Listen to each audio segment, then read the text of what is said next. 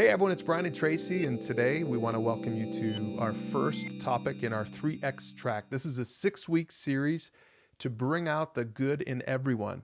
Tracy, what are we talking about in these next 6 weeks? We're going to unpack what it looks like to have good emotions, good relationships, and good character. You'll notice that these are the three main categories on FLEXTALK.org. We really feel like these three things are so foundational to being a healthy and whole person, to really know what good emotions are, to know what a good relationship looks like, and to know what good character looks like.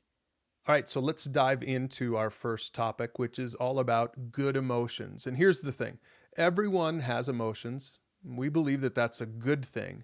Understanding those emotions is another thing, and it's the first key to becoming healthy and whole. And Tracy, I imagine some people, even before we dive into this topic, might be a little bit hesitant to talk about their emotions. Maybe they don't feel that they're emotional in the first place. But the truth is, you have emotions. And so the sooner you can kind of explore what are the predominant emotions in my life and understanding those, that's going to help you in your own personal growth. But also, going on the exploration of understanding emotions is going to help you in how to understand other people and their emotions. So here's the first thing to understand. Emotions are neutral. They're not good or bad by nature. It's your response to emotions that makes them helpful or hurtful in your world. This is a common misunderstanding. I think a lot of people think, isn't it better to hold back emotions? Am I not a better leader or more healthy person if I don't show emotion? No, emotions are not something to avoid or be afraid of. The question is, how do I respond with my emotions? Am I helping myself? Am I helpful to other people? Or do I respond in ways that are hurtful to myself and hurtful to the people that I care about around me? So Tracy, let's consider an emotion like anger. Some people might think that that's a bad emotion, but is anger neutral? Yes, even anger is a neutral emotion because anger in and of itself is causing us to want to take action, whether it's responding to an injustice or feeling like you need to self-preserve or self-protect. The question is, what do you do with that feeling of anger and emotion? Do you lash out at someone? Does it prompt you to get involved into community action to right wrongs that are happening in our society?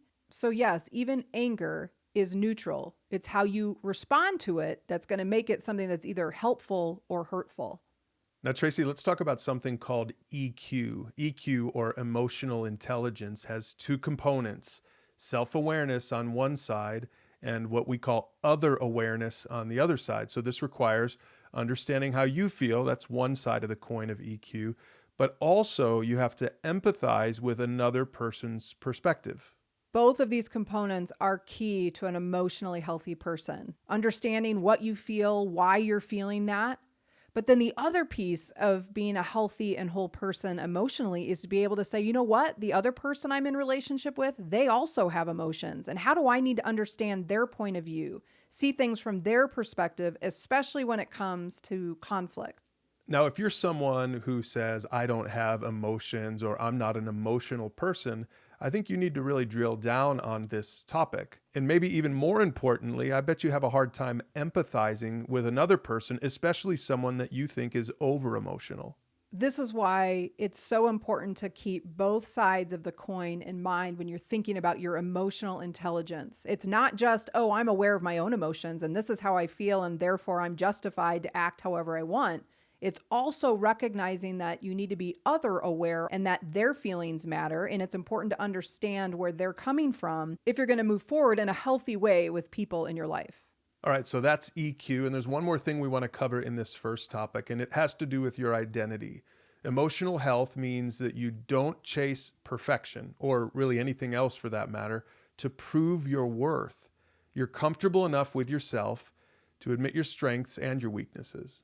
This is so key that in your emotional health, you recognize that perfection is not possible. No one has achieved that mark. So it's better for you to explore yourself and to give yourself the allowance to say, you know what, I've got areas I need to grow and improve. I don't have it all figured out. And guess what? Nobody else does either.